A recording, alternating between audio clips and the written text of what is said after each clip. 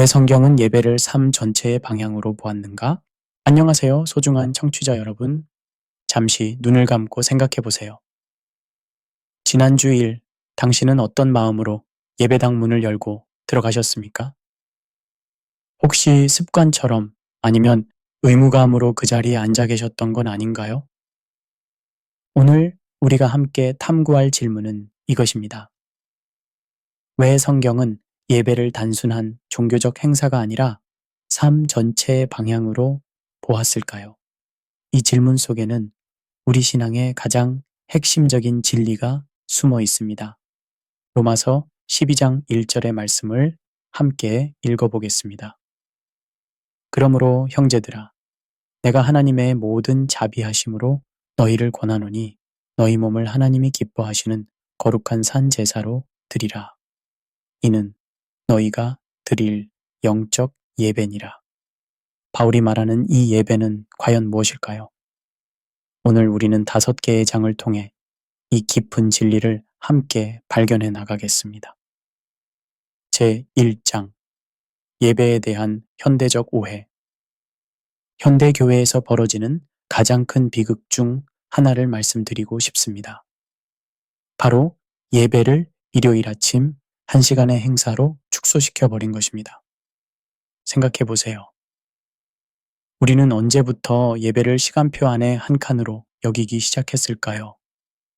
아마도 산업화 시대와 함께 시작된 것 같습니다.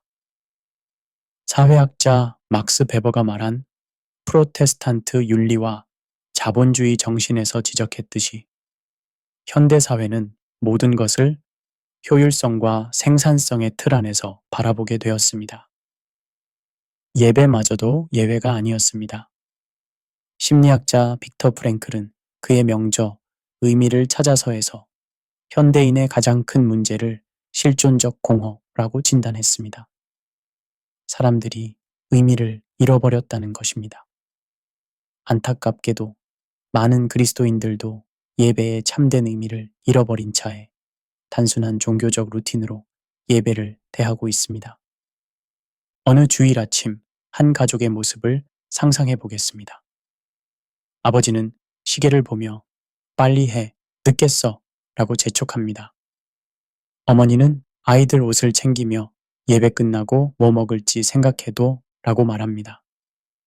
아이들은 졸린 눈을 비비며 마지못해 따라 나섭니다. 과연 이것이 하나님이 원하시는 예배의 모습일까요?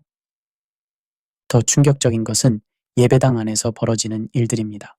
찬양하는 동안 내일 회사 프레젠테이션을 생각하고 기도 시간에는 아이 학원비 걱정을 하며 설교 중에는 점심 메뉴를 고민합니다. 몸은 예배당에 있지만 마음은 이미 세상 어딘가를 헤매고 있는 것입니다. 그런데 여기서 우리가 던져야 할 도발적인 질문이 있습니다. 과연 하나님은 이런 예배를 받으실까요? 아니, 더 근본적으로 이것을 예배라고 부를 수 있을까요? 역사를 돌아보면 종교의 형식주의는 언제나 존재해 왔습니다. 구약시대의 이스라엘 백성들도 마찬가지였습니다. 그들은 성전에서 제사를 드리고 절기를 지키며 11조를 바쳤습니다. 그런데 하나님은 이사야 선지자를 통해 이렇게 말씀하셨습니다. 너희가 내 앞에 보이러 오니 그것을 누가 너희에게 요구하였느냐? 내 마당만 밟을 뿐이니라. 헛된 재물을 다시 가져오지 말라. 분향은 내가 가증히 여기는 바요. 이사야 1장 12절과 13절. 얼마나 강렬한 말씀입니까? 하나님께서 당신의 백성들이 드리는 제사와 예배를 가증하다고 표현하셨습니다. 왜 그럴까요? 바로 형식은 있지만 진심이 없었기 때문입니다. 현대교회도 마찬가지입니다. 우리는 온갖 화려한 프로그램과 시설, 그리고 체계적인 예배 순서를 갖추고 있습니다. 하지만 정작 예배드리는 사람들의 마음은 어떨까요? 인류학자 빅터 터너가 연구한 의례적 행동의 특성을 보면 사람들은 의례를 반복하면서 점차 그 의미를 잃어버리게 됩니다. 이를 의례화의 역설이라고 부릅니다. 예배도 마찬가지입니다. 똑같은 순서로, 똑같은 방식으로 반복하다 보면 자연스럽게 의미가 희석되고 형식만 남게 됩니다. 그렇다면 반대편 극단은 어떨까요? 최근 들어 많은 교회에서 감정적 체험을 강조하는 경향이 나타나고 있습니다. 큰 소리로 찬양하고 뜨거운 기도를 하며 눈물을 흘리는 것을 영적인 표현으로 여기는 것입니다. 물론 감정 자체가 나쁜 것은 아닙니다. 하나님은 우리에게 감정을 주셨고 우리의 전인격적 예배에는 당연히 감정도 포함됩니다. 문제는 감정 그 자체를 예배의 본질로 착각할 때입니다. 심리학에서 말하는 감정의 조작이라는 현상이 있습니다. 특정한 음악, 조명, 분위기를 통해 인위적으로 감정 상태를 만들어내는 것입니다. 안타깝게도 일부 교회에서는 이런 방식으로 은혜로운 예배를 연출하려고 합니다. 하지만 예수님은 사마리아 여인에게 이렇게 말씀하셨습니다. 하나님은 영이시니 예배하는 자가 영과 진리로 예배할지니라. 요한복음 4장 24절. 여기서 영과 진리는 무엇을 의미할까요? 바로 진정성과 온전함을 말하는 것입니다. 진정한 예배는 감정의 고조나 특별한 체험에 의존하지 않습니다. 오히려 평범한 일상 속에서도 하나님을 인정하고 그분께 영광을 돌리는 마음가짐에서 시작됩니다. 현대교회의 예배가 직면한 또 다른 문제는 문화적 왜곡입니다. 우리도 모르는 사이에 세상의 가치관이 교회 안으로 세우며 들어 예배의 본질을 흐려놓고 있습니다. 예를 들어 소비자 중심의 문화는 예배를 하나의 상품으로 만들어버렸습니다. 사람들은 좋은 예배, 은혜로운 예배를 찾아 이 교회, 저 교회를 옮겨 다닙니다. 마치 더 좋은 상품을 찾는 소비자처럼 말입니다. 사회학자 지그문트 바우만이 제시한 액체 근대성 개념을 생각해보면 현대사회의 모든 것이 유동적이고 일시적입니다. 인간관계도, 직업도, 심지어 신앙도 쉽게 바뀝니다. 이런 문화 속에서 예배 역시 깊이 있는 헌신보다는 즉석에서 만족감을 주는 경험으로 여겨지게 됩니다. 또한 성과 중심의 문화는 예배마저도 측정 가능한 결과를 요구합니다. 몇 명이 참석했는가? 얼마나 많은 헌금이 모였는가? 얼마나 감동적이었는가? 같은 외적 지표로 예배의 성공 여부를 판단하려고 합니다. 하지만 진정한 예배는 숫자나 감정의 강도로 측정될 수 없습니다.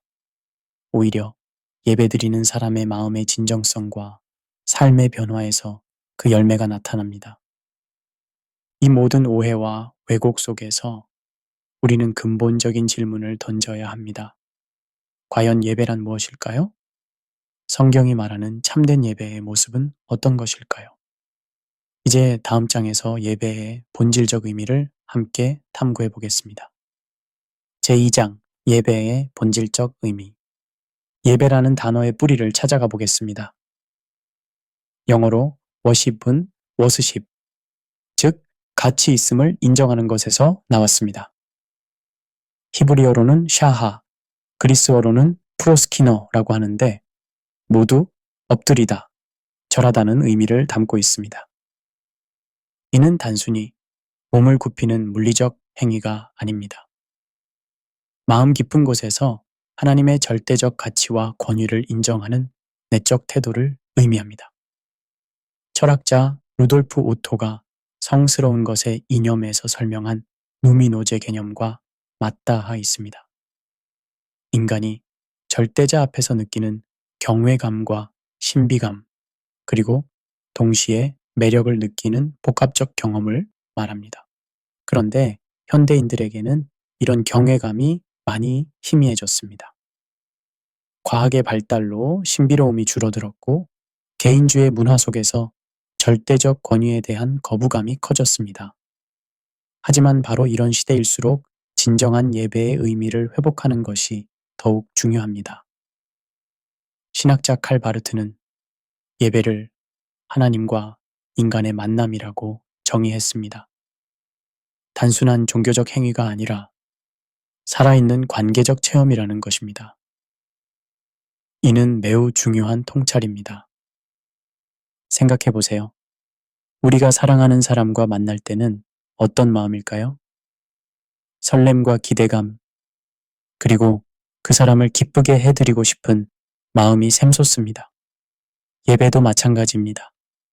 우리를 창조하시고 사랑하시는 하나님과의 만남이기에 기쁨과 감격이 넘쳐야 합니다. 하지만 많은 사람들에게 예배는 의무적인 만남이 되어 버렸습니다. 마치 어쩔 수 없이 참석해야 하는 회의처럼 말입니다. 이런 예배에서 어떻게 진정한 기쁨과 변화가 일어날 수 있을까요? 관계 심리학에서는 정서적 조율이라는 개념을 말합니다. 서로 사랑하는 사이에서는 감정과 마음이 자연스럽게 맞춰진다는 것입니다. 하나님과의 관계에서도 마찬가지입니다. 하나님의 마음을 알고 그분이 기뻐하시는 것을 기뻐하게 될 때 비로소 참된 예배가 시작됩니다. 예배는 본질적으로 응답입니다. 하나님이 먼저 우리를 사랑하셨고, 우리를 구원하셨고, 우리에게 은혜를 베풀어 주셨습니다.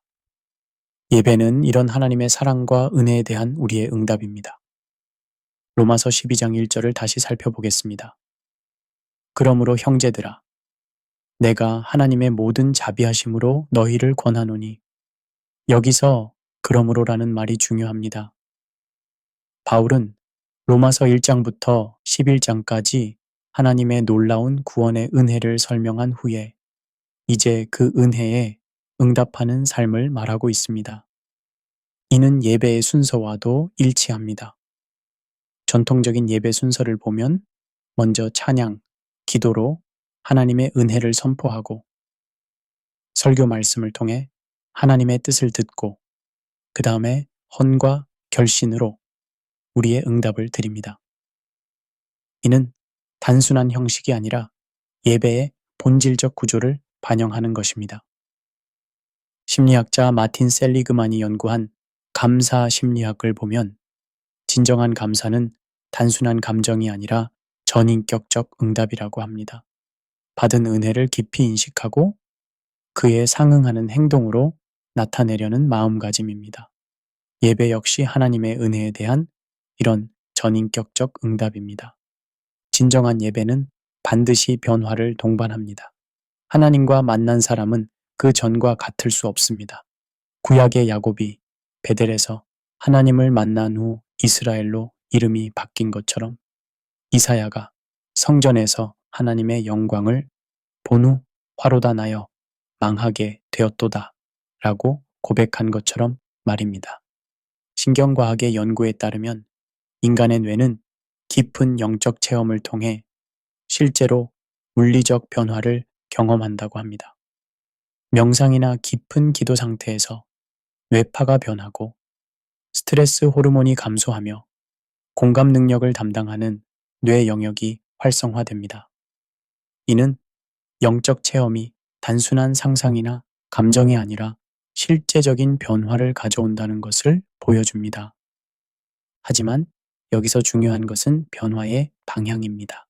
진정한 예배를 통한 변화는 항상 하나님의 성품을 닮아가는 방향입니다.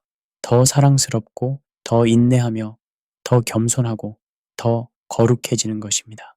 많은 사람들이 예배를 통해 감정적 위안이나 심리적 평안을 얻으려고 합니다.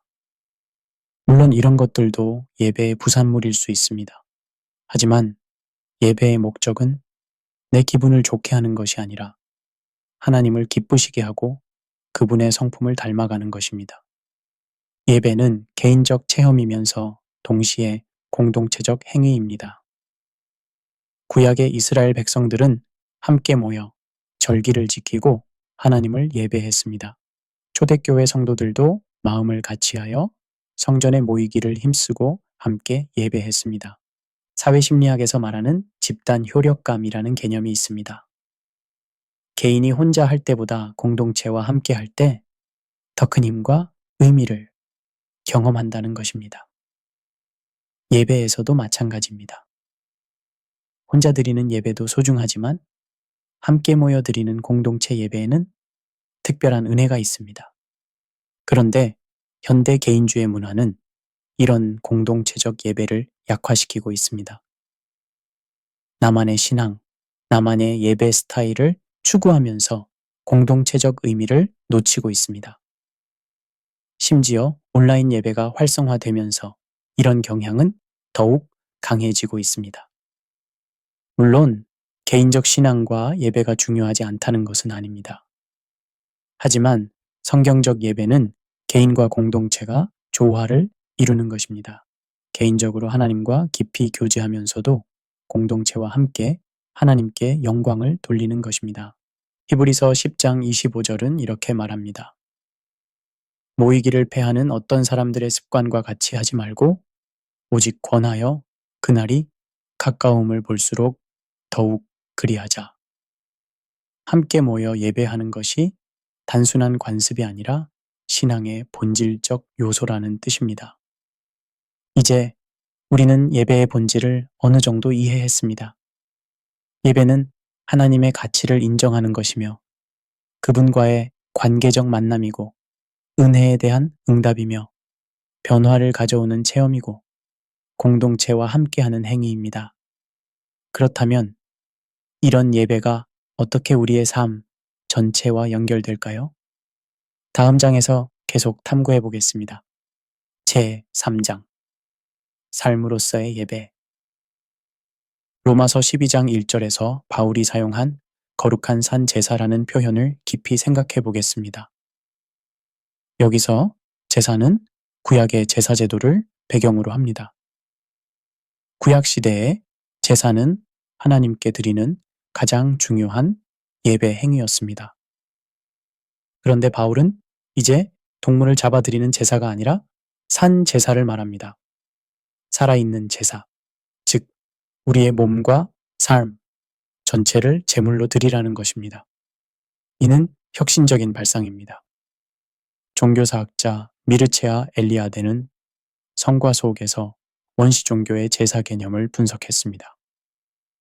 고대인들에게 제사는 성스러운 영역과 세속적 영역을 연결하는 다리 역할을 했습니다. 제물을 통해 인간의 것을 신에게 봉헌하고 그 대가로 신의 축복을 받으려 했습니다. 하지만 기독교의 산 제사 개념은 이와 전혀 다릅니다.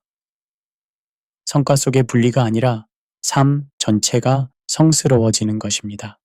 일주일 중 하루만 거룩하고 나머지는 세속적인 것이 아니라 모든 날과 모든 순간이 하나님께 드리는 예배가 되는 것입니다. 신학자 아브라함 요수아 헤셸은 안식일이라는 책에서 시간의 신성화에 대해 말했습니다. 하나님은 공간이 아니라 시간을 거룩하게 하셨다는 것입니다. 안식일은 특별한 장소에서 지키는 것이 아니라 어디에 있든지 그 시간 자체를 거룩하게 여기는 것입니다.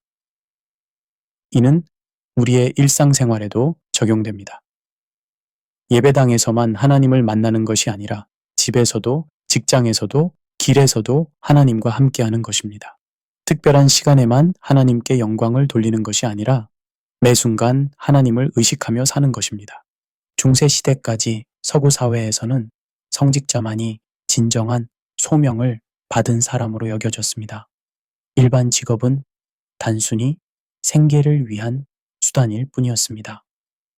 하지만 종교개혁자들, 특히 칼뱅은 모든 정당한 직업이 하나님께서 주신 소명이라고 가르쳤습니다. 사회학자 막스 베버는 이를 세속적 소명 개념이라고 불렀습니다. 농부가 밭을 갈고 목수가 집을 짓고 상인이 물건을 파는 모든 행위가 하나님께 영광을 돌리는 거룩한 일이 될 수 있다는 것입니다. 현대 직장인의 일상을 생각해 보겠습니다. 회사에서 프로젝트를 진행하면서 동료들과 협력하고 고객을 섬기고 정직하게 일하는 것. 이 모든 것이 하나님께 드리는 예배가 될 수 있습니다. 단순히 돈을 벌기 위한 활동이 아니라 하나님이 맡겨주신 사명을 감당하는 거룩한 행위가 되는 것입니다. 물론 여기에는 조건이 있습니다. 그 일이 하나님의 뜻에 합당해야 하고 올바른 방법으로 해야 하며 하나님께 영광을 돌리는 마음으로 해야 합니다. 부정한 방법으로 이익을 추구하거나 다른 사람을 해치는 일은 예배가 될 수 없습니다. 심리학자 존 가트맨의 부부관계 연구를 보면 건강한 관계의 핵심은 작은 순간들의 연결이라고 합니다. 큰 이벤트나 특별한 선물보다는 일상의 작은 관심과 배려가 관계를 만들어 간다는 것입니다. 신앙의 삶도 마찬가지입니다. 1년에 한두 번 큰 결단이나 헌신보다는 매일매일의 작은 순종과 사랑이 더 중요합니다. 아침에 일어나서 하나님께 감사드리고 출근길에 이웃을 위해 기도하고 점심시간에 동료에게 따뜻한 말을 건네고 집에 돌아와서 가족을 사랑으로 대하는 것. 이런 작은 행위들이 모여서 예배의 삶을 만들어 갑니다. 또한 삶에는 기쁨만 있는 것이 아닙니다. 때로는 고통과 슬픔, 실패와 좌절도 찾아옵니다. 이런 어려운 순간들은 예배의 영역에서 제외될까요? 결코 그렇지 않습니다. 욥기를 보면 욥은 극심한 고난 속에서도 하나님을 찬양했습니다. 내가 모태에서 알몸으로 나왔은즉 또한 알몸으로 그리로 돌아가올지라. 주신 이도 여호와시오 거두신 이도 여호와시오니 여호와의 이름이 찬송을 받으실지니이다. 욥기 1장 21절. 이는 고난을 대수롭지 않게 여기거나 억지로 감사하라는 뜻이 아닙니다. 오히려 고난의 현실을 인정하면서도 그 속에서 하나님의 주권과 사랑을 신뢰하는 것입니다. 고난 속에서 드리는 예배는 특별한 깊이를 가집니다. 모든 것이 순조로울 때의 찬양은 자연스럽지만 어려움 속에서의 찬양은 진정한 믿음에서 나오는 것입니다. 인간은 자연과 분리된 존재가 아닙니다. 우리는 하나님이 창조하신 세계의 일부이며 창조 세계 전체와 조화를 이루며 살아가야 합니다. 시편 19편은 하늘이 하나님의 영광을 선포하고 궁창이 그의 손으로 하신 일을 나타내는도다 라고 노래합니다. 자연 자체가 하나님을 찬양하고 있다는 것입니다. 인간도 이런 우주적 찬양에 동참해야 합니다. 환경학자 린 화이트는 생태학적 위기의 역사적 뿌리에서 서구 기독교가 자연 파괴의 원인 중 하나라고 비판했습니다. 인간 중심적 사고가 자연을 단순한 이용 대상으로 전락시켰다는 것입니다. 하지만 성경적 관점에서 보면 인간은 자연의 지배자가 아니라 청지기입니다. 하나님께서 맡겨주신 창조 세계를 돌보고 보존할 책임이 있습니다. 환경을 보호하고 자원을 아껴 쓰고 생명을 소중히 여기는 것도 하나님께 드리는 예배입니다. 예배의 삶은 이처럼 포괄적입니다. 예배당 안에서만이 아니라 일상의 모든 영역에서, 기쁨 속에서만이 아니라 고난 속에서도, 인간관계에서뿐만 아니라 자연과의 관계에서도 하나님께 영광을 돌릴 수 있습니다. 그렇다면 이런 삶으로서의 예배와 거짓된 예배를 어떻게 구별할 수 있을까요? 다음 장에서 이에 대해 살펴보겠습니다. 제4장 거짓 예배와 참된 예배. 이사야 선지자는 이사야 29장 13절에서 하나님의 말씀을 이렇게 전했습니다. 이 백성의 입술로는 나를 가까이 하며 그들의 마음은 내게서 멀도다. 예수님도 마태복음 15장 8절에서 같은 말씀을 인용하셨습니다. 입술과 마음이 다른 예배 형식은 화려하지만 진심이 없는 예배를 하나님은 받지 않으신다는 것입니다. 심리학에서 말하는 인지 부조화 현상을 생각해 보겠습니다. 자신의 행동과 믿음이 일치하지 않을 때 느끼는 불편함을 말합니다. 많은 그리스도인들이 이런 상태에 있습니다. 예배당에서는 경건한 모습을 보이지만 일상에서는 전혀 다른 모습으로 살아갑니다. 예를 들어 주일에는 뜨겁게 찬양하고 기도하지만 월요일부터는 거짓말하고 이웃과 다투고 탐욕을 추구합니다. 이런 이중적 삶은 결국 내적 공허감과 위선으로 이어집니다. 종교 심리학자 고든 올포트는 종교성을 내재적 종교성과 외재적 종교성으로 구분했습니다. 내재적 종교성은 종교 자체가 목적이 되는 것이고, 외재적 종교성은 종교를 다른 목적을 위한 수단으로 사용하는 것입니다. 외재적 종교성을 가진 사람들은 사회적 인정, 심리적 위안, 물질적 복, 정치적 영향력 등을 얻기 위해 종교를 이용합니다. 이런 사람들의 예배는 하나님을 기쁘시게 하기보다는 자신의 욕구를 충족시키려는 것입니다. 현대교회에서 나타나는 또 다른 문제는 감정적 체험이나 신비한 현상을 예배의 본질로 착각하는 것입니다. 물론 하나님과의 만남에서 감동이나 신비한 체험이 있을 수 있습니다. 문제는 이런 것들을 추구하는 것 자체가 목적이 될 때입니다. 사회학자 에밀 뒤르케임은 종교 생활의 원초적 형태에서 집단적 의례가 만들어내는 집합적 흥분 상태를 분석했습니다. 사람들이 함께 모여 같은 행동을 반복하다 보면 자연스럽게 흥분 상태에 빠지게 되고 이를 종교적 체험으로 착각할 수 있다는 것입니다. 일부 교회에서는 이런 심리적 메커니즘을 의도적으로 활용하기도 합니다. 큰 소리의 음악, 반복적인 구호, 강렬한 조명 등을 통해 인위적으로 흥분 상태를 만들어내고 이를 성령의 역사라고 포장하는 것입니다. 하지만 진정한 영적 체험은 이런 외적 조작에 의존하지 않습니다. 오히려 고요함 속에서 말씀 묵상 중에 일상의 순종 속에서 자연스럽게 경험되는 것입니다. 엘리야 선지자가 호렙산에서 하나님을 만났을 때를 생각해 보겠습니다. 크고 강한 바람이 있었고 지진이 있었고 불이 있었지만 하나님은 그 속에 계시지 않았습니다. 오히려 세미한 소리 속에서 하나님의 음성을 들었습니다. 열왕기상 19장 11절과 12절. 현대사회의 성과주의 문화는 교회 안에도 깊숙이 침투했습니다. 예배를 드리면 축복을 받는다는 거래적 사고, 더 열심히 예배하면 더 많은 복을 받는다는 성과주의적 접근이 그것입니다. 번영신학은 이런 경향의 극단적 형태입니다. 믿음과 헌금, 그리고 긍정적 고백을 통해 건강과 부를 얻을 수 있다고 가르치는 것입니다. 이는 하나님을 인간의 욕망을 충족시켜주는 도구로 전락시키는 것입니다. 경제학자 막스 베버가 분석한 프로테스탄트 윤리를 왜곡한 결과이기도 합니다. 베버는 칼뱅주의적 직업윤리가 자본주의 발전에 기여했다고 분석했지만 이를 물질적 축복 추구의 근거로 사용하는 것은 잘못된 해석입니다. 성경의 욥기나 시편을 보면 의인이 고난을 당하는 일이 얼마나 많은지 알 수 있습니다.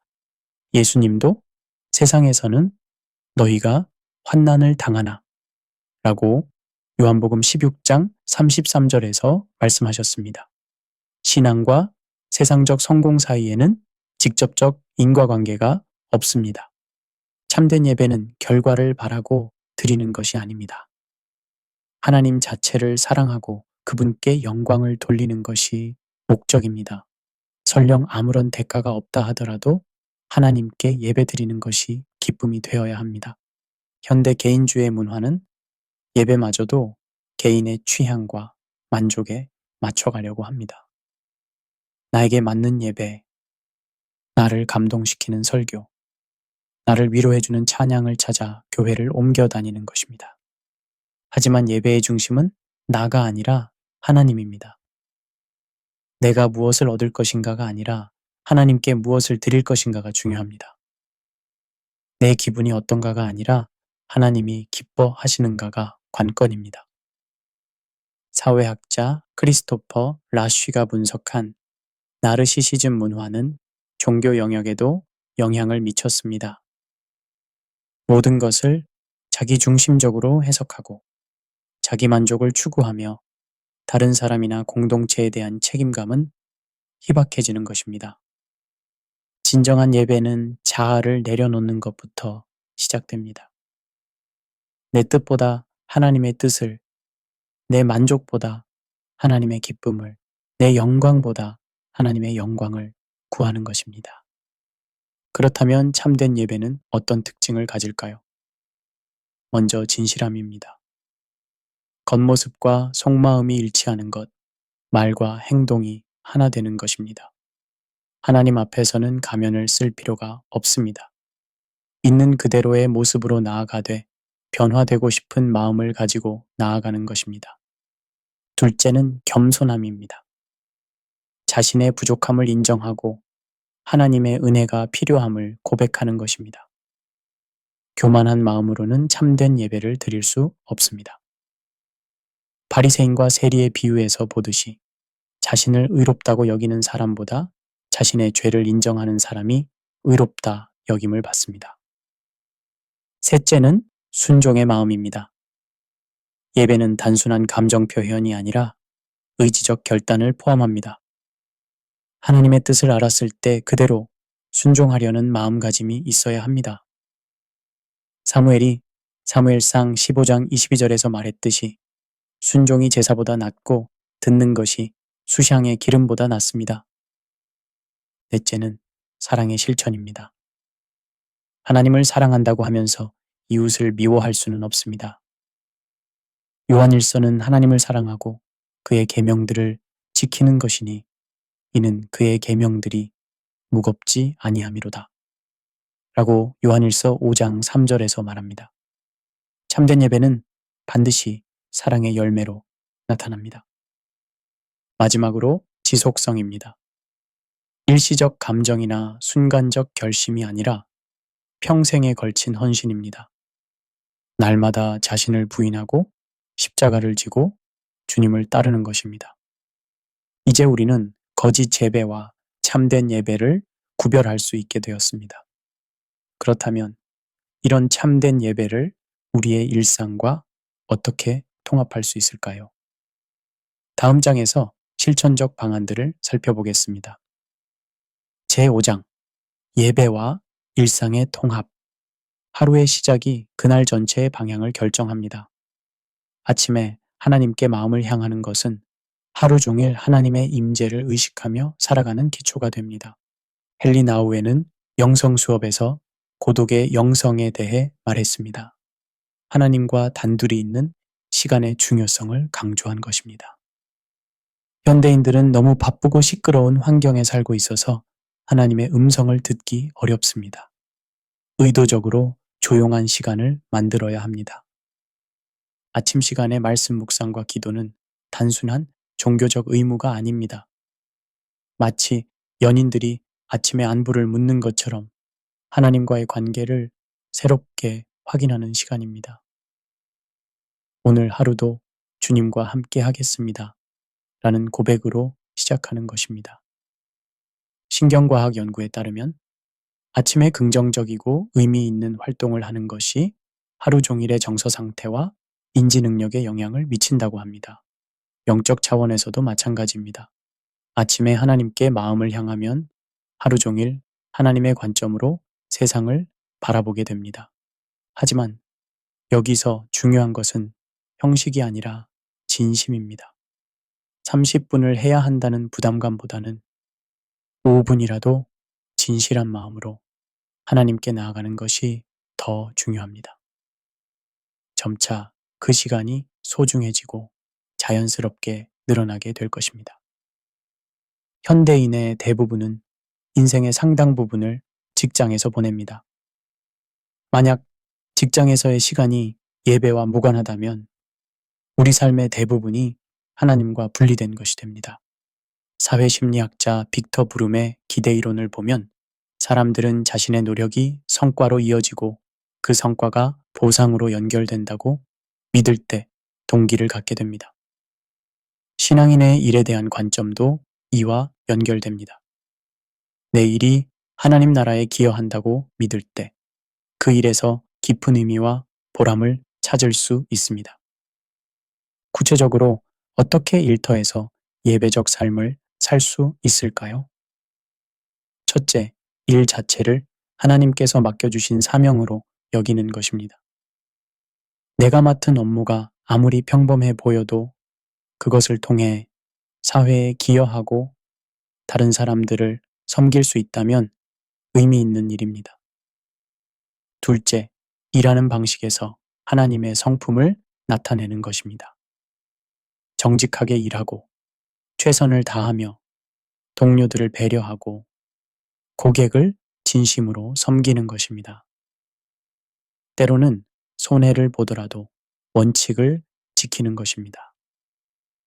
셋째, 일터의 인간관계에서 그리스도의 사랑을 실천하는 것입니다. 경쟁만 하는 것이 아니라 서로 도우며 갈등이 있을 때 화해를 추구하고 어려운 동료가 있으면 도움의 손길을 내미는 것입니다. 물론 이것이 쉬운 일은 아닙니다. 때로는 세상의 방식과 하나님의 방식이 충돌할 때가 있습니다. 하지만 그럴 때일수록 지혜를 구하며 신중하게 판단해야 합니다. 무조건적인 타협도 무모한 대결도 옳지 않습니다. 가정은 가장 기본적이면서도 가장 중요한 예배의 공간입니다. 가족 관계에서 어떻게 살아가느냐가 그 사람의 진정한 신앙을 보여줍니다. 가족 시스템 이론을 제시한 머레이 보웨는 가족 내의 감정적 역동성이 개인의 성숙에 결정적 영향을 미친다고 했습니다. 건강한 가족은 서로 독립적이면서도 연결되어 있고 갈등을 회피하지 않으면서도 사랑으로 해결해 나갑니다. 그리스도인 가정에서는 이런 건강성에 더해 하나님 중심의 가치관이 있어야 합니다. 가족 예배를 드리는 것도 좋지만 더 중요한 것은 일상에서 하나님의 사랑을 실천하는 것입니다. 부모가 자녀에게 하나님의 사랑을 보여주는 방법은 무엇일까요? 첫째, 무조건적 사랑입니다. 자녀의 성과나 행동에 관계없이 존재 자체로 사랑받는다는 것을 느끼게 해주는 것입니다. 둘째, 일관성 있는 원칙입니다. 변덕스럽게 대하는 것이 아니라 분명한 기준을 가지고 사랑으로 훈계하는 것입니다. 부부 관계에서도 마찬가지입니다. 서로를 그리스도께서 교회를 사랑하시듯 사랑하고 자신을 희생해서라도 상대방을 섬기려는 마음을 가져야 합니다. 이는 감정적 사랑을 넘어선 의지적 사랑, 즉 아가페적 사랑입니다. 예수님은 하나님 사랑 다음으로 이웃 사랑을 중요한 계명으로 말씀하셨습니다. 하나님께 예배드린다고 하면서 이웃을 외면할 수는 없습니다. 사회학자 로버트 벨라는 마음의 습관에서 미국 사회의 개인주의 문화를 비판했습니다. 사람들이 자기 자신과 가족에게만 관심을 갖고 공동체에 대한 책임감을 잃어버렸다는 것입니다. 한국 사회도 비슷한 문제를 안고 있습니다. 그리스도인은 이런 흐름에 맞서야 합니다. 내 개인과 가족의 이익만 추구하는 것이 아니라 이웃과 사회의 유익도 함께 고려해야 합니다. 이것이 하나님의 뜻입니다. 구체적으로 어떻게 실천할 수 있을까요? 먼저 이웃에 대한 관심부터 시작할 수 있습니다. 아파트에서 인사를 나누고 어려운 일이 있으면 도움을 주고 갈등이 있으면 중재 역할을 하는 것입니다. 더 나아가 사회 문제에도 관심을 가져야 합니다. 환경 보호, 빈곤 해결, 인권 신장, 정의 실현 등은 모두 하나님이 관심을 갖고 계시는 영역입니다. 직접 참여하기 어렵다면 기도하고 후원하는 것도 의미 있는 일입니다. 물론 정치적 당파성에 빠져서는 안 됩니다. 특정 정당이나 이념을 절대화하지 말고 하나님의 말씀에 기초해서 옳고 그름을 판단해야 합니다. 때로는 보수와 진보 양쪽 모두에게서 거리를 둬야 할 때도 있습니다. 현대사회는 24시간 사회입니다. 언제나 무언가를 해야 하고 쉬지 않고 달려야 한다는 압박감이 있습니다. 하지만 하나님은 안식일을 제정하셔서 쉼의 중요성을 가르쳐 주셨습니다. 안식일의 본질은 단순히 일을 하지 않는 것이 아닙니다. 하나님이 창조의 일을 마치시고 쉬셨듯이 우리도 하나님의 주권을 인정하며 쉬는 것입니다. 내가 모든 것을 통제하려고 하지 않아도 하나님이 세상을 다스리고 계신다는 믿음의 표현입니다. 심리학자 허버트 프로이덴버거가 제시한 번아웃 증후군 개념을 보면 현대인들이 얼마나 과로에 시달리고 있는지 알 수 있습니다. 적절한 휴식 없이는 신체적, 정신적, 영적 건강을 유지할 수 없습니다. 그렇다면 어떻게 쉬어야 할까요? 단순히 아무것도 하지 않는 것이 아니라 능동적 휴식을 취하는 것입니다. 하나님과 교제하고 가족과 시간을 보내고 자연을 만끽하고 좋은 책을 읽는 것입니다. 현대인들은 여가 시간마저도 생산적으로 사용하려고 합니다. 하지만 때로는 그냥 하늘을 바라보며 하나님의 크신 사랑을 묵상하는 시간도 필요합니다. 이런 시간들이 우리의 영혼을 회복시키고 새 힘을 주는 것입니다. 예배의 삶은 하루아침에 완성되는 것이 아닙니다. 평생에 걸친 긴 여정입니다. 나이와 상황에 따라 예배의 모습도 달라질 수 있습니다. 발달 심리학자 에릭 에릭슨의 생애 발달 이론을 보면 인생의 각 단계마다 해결해야 할 발달 과제가 있습니다. 영적 성장에서도 마찬가지입니다. 청년기의 열정적 헌신, 중년기의 성숙한 봉사, 노년기의 지혜로운 지도력 등 각 단계마다 하나님이 원하시는 예배의 모습이 있습니다. 중요한 것은 변화를 두려워하지 않는 것입니다. 때로는 하나님이 우리를 새로운 단계로 이끄시기 위해 기존의 틀을 깨뜨리실 때가 있습니다. 그럴 때 저항하지 말고 순종하며 따라가야 합니다. 또한 실패를 너무 두려워하지 말아야 합니다. 완벽한 예배의 삶을 살 수 있는 사람은 아무도 없습니다. 중요한 것은 넘어졌을 때 다시 일어나는 것입니다. 하나님의 은혜는 우리의 부족함보다 크기 때문입니다. 이제 우리의 여정도 끝에 다다르고 있습니다. 예배가 삶 전체의 방향이라는 것, 그리고 이를 어떻게 실천할 수 있는지에 대해 함께 생각해 보았습니다. 마지막으로 에필로그에서 이 모든 내용을 정리해 보겠습니다. 에필로그, 예배자의 정체성을 회복하며 여기까지 함께 와주셔서 정말 감사합니다. 우리는 예배에 대한 현대적 오해에서 시작해서 예배의 본질적 의미를 탐구하고 삶으로서의 예배를 생각해보며 거짓 예배와 참된 예배를 구별하고 마지막으로 예배와 일상을 통합하는 방법들을 살펴보았습니다. 이 모든 논의의 핵심은 하나입니다. 예배는 주일 아침 1시간의 행사가 아니라 우리 존재 전체의 방향이라는 것입니다. 우리가 어떻게 살아가느냐, 무엇을 추구하느냐, 어떤 관계를 맺느냐, 어떤 결정을 하느냐가 모두 예배와 관련된 문제입니다. 현실을 살아가는 그리스도인에게 예배자의 정체성을 유지하는 것은 쉬운 일이 아닙니다.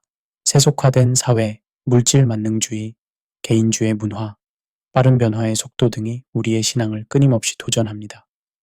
하지만 바로 그렇기 때문에 더욱 예배자의 정체성이 필요합니다. 세상이 혼란스러울수록 확실한 정체성과 가치관을 가진 사람들이 빛과 소금의 역할을 할 수 있습니다.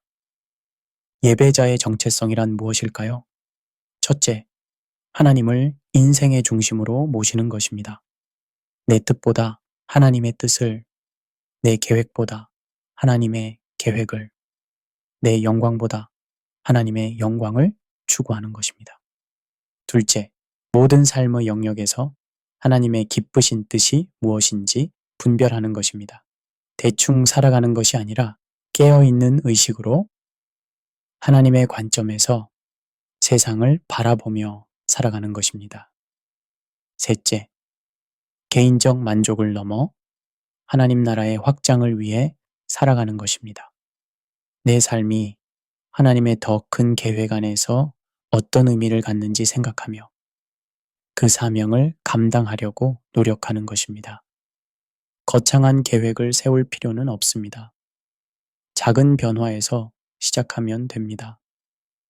내일 아침 5분 일찍 일어나서 하나님께 감사 기도를 드리는 것, 출근길에 이웃을 위해 기도하는 것, 점심시간에 동료에게 따뜻한 말을 건네는 것부터 시작하면 됩니다. 심리학에서 말하는 작은 습관의 힘을 생각해 보겠습니다. 작은 변화가 쌓이고 쌓여서 큰 변화를 만들어낸다는 것입니다. 예배의 삶도 마찬가지입니다. 하루에 몇 번씩 하나님을 의식하고 그분께 마음을 향하는 작은 습관들이 모여서 예배자의 삶을 만들어 갑니다. 물론 때로는 실패할 때도 있을 것입니다. 세상의 유혹에 넘어갈 때도 있고 하나님을 잊고 살 때도 있을 것입니다. 하지만 그럴 때마다 다시 돌아오면 됩니다.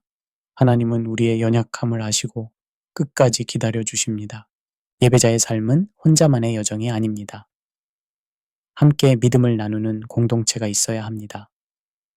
서로 격려하고 책망하며 함께 기도하고 섬기는 공동체 말입니다. 현대사회의 개인주의는 이런 공동체적 삶을 어렵게 만듭니다. 하지만 성경적 신앙은 본질적으로 공동체적입니다. 철이 철을 날카롭게 하는 것 같이 사람이 그의 친구의 얼굴을 빛나게 하느니라. 라는 잠언 27장 17절의 말씀처럼 우리는 서로를 통해 성장합니다. 진정한 공동체는 단순히 모이는 것이 아닙니다. 서로의 삶에 깊이 개입하며 함께 하나님의 뜻을 분별하고 서로의 영적 성장을 돕는 것입니다. 이런 공동체 안에서 예배자의 삶이 더욱 풍성해집니다. 지금 이 순간도 하나님은 우리를 통해 역사하고 계십니다.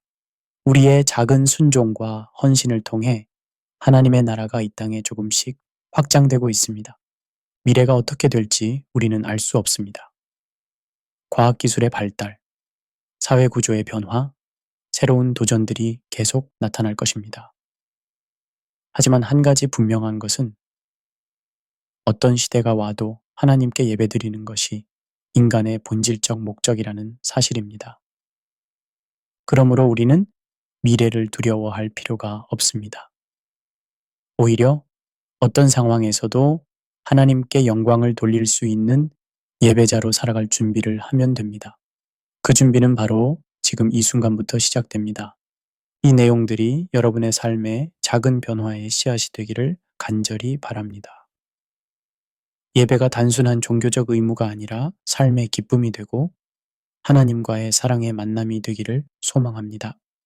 그러므로 사랑하는 형제들아, 견실하며 흔들리지 말고 항상 주의 일에 더욱 힘쓰는 자들이 되라. 이는 너희 수고가 주 안에서 헛되지 않은 줄 알미라. 고린도전서 15장 58절. 하나님의 은혜와 평강이 여러분과 함께 하시기를 축복합니다. 감사합니다.